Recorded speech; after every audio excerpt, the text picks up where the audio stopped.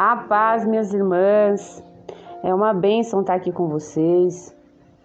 Mais um devocional, onde o nosso devocional ele está sendo realizado, no Pão Diário, no volume 20.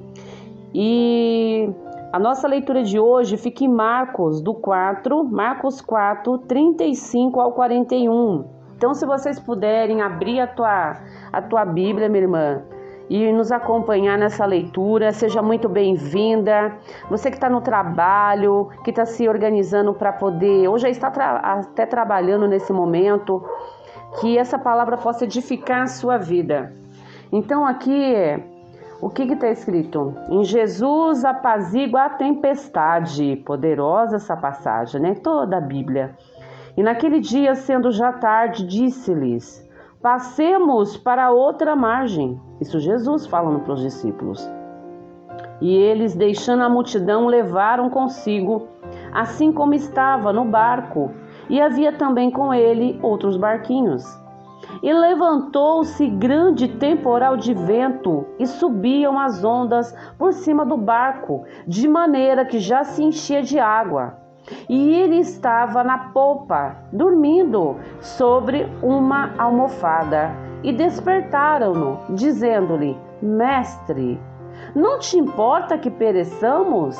E ele, despertando, repreendeu o vento e disse ao mar: Cala-te, aquieta-te. E o vento se aquietou e houve grande bonança. E disse-lhes: Por que sois tímidos? Jesus olhou para os discípulos. Ainda não tendes fé?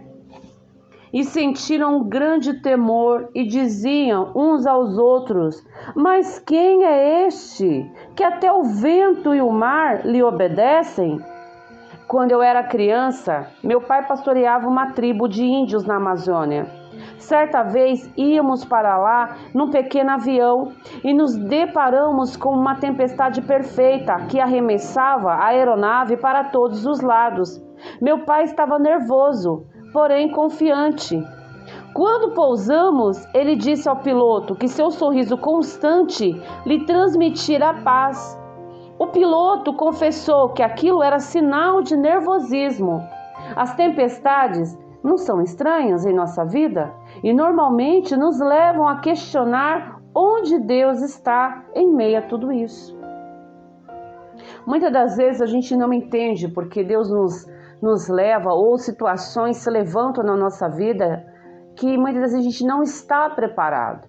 Só que o interessante é, quando uma tempestade ela se instaura ou ela inicia, há todo um preparativo. Quando a gente olha para o céu, as nuvens elas começam a ficar cinza, o sol se esconde, a gente percebe que em nossa volta o vento ele aumentou um pouco. E é assim que acontece muitas das vezes na nossa vida. Os sinais, eles estão sendo mostrados, mas devido à nossa correria, a nossa atenção não está no Altíssimo, o que acontece? A gente não percebe que as nuvens da nossa vida à volta ficou cinza. Então assim, a gente precisa prestar atenção e entender que em meio à tempestade o Senhor está conosco. E é Ele que acalma, Ele tem poder na nossa vida para mudar toda a nossa vida. Nós precisamos ter fé nele, ter fé em Jesus, ter fé que Ele é o precursor da nossa vida, é Ele que está no comando de tudo, né? Só que é interessante a gente observar que os sinais estão ali, à nossa volta. Então a gente precisa prestar atenção. Às vezes um problema ele estoura, mas ele já vem se arrastando por um tempo. E muitas das vezes, por não observar, a gente deixa passar. Então aqui diz: depois de acalmar a tempestade, Jesus repreendeu os seus discípulos por terem fé tão pequena.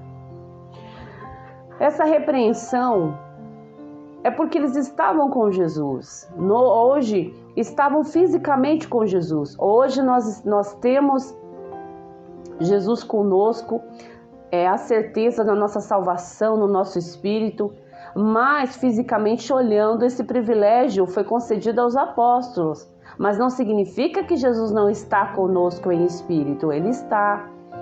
E ele diz que nós teríamos autoridades no nome dele. Então, essa falta de fé que os discípulos demonstraram com a presença física, vendo os milagres olho nu, ainda deixava eles totalmente desconcertados diante da atuação de Jesus. Mas isso só mostra a limitação que todos nós somos. Tanto os discípulos demonstravam para Jesus, quanto nós somos limitados porque somos humanos.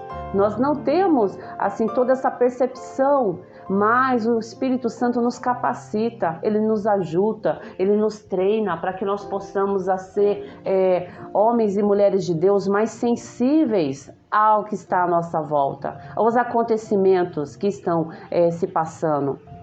Então, aqui ele diz, as tempestades que Deus permite em nossa vida são para nos treinar para as coisas que ele ainda tem para nós aqui e na eternidade. Você consegue imaginar o que Deus pode fazer com um povo totalmente entregue nas mãos dele? Olha que poderoso isso, é verdade. Pensa num povo totalmente entregue. É algo maravilhoso demais de se imaginar. E é isso que Jesus ele quer. A salvação que foi nos dada, que é ofertada gratuitamente todos os dias para aquele que aceita Jesus e aceita como Senhor e Salvador e se batiza para confessar sua fé em Jesus. A salvação é um tesouro, é um presente dos céus para nós. E ainda ontem, no devocional de ontem, eu ainda falei sobre a casa que está firmada na rocha, que é a rocha que é Jesus, é a palavra de Deus e que pratica, porque essa ilustração mostra que a tempestade viria. Então assim, nós, mesmo andando com Jesus, não ficaremos isentos de tempestade. E isso fica totalmente claro aqui nessa passagem com os discípulos.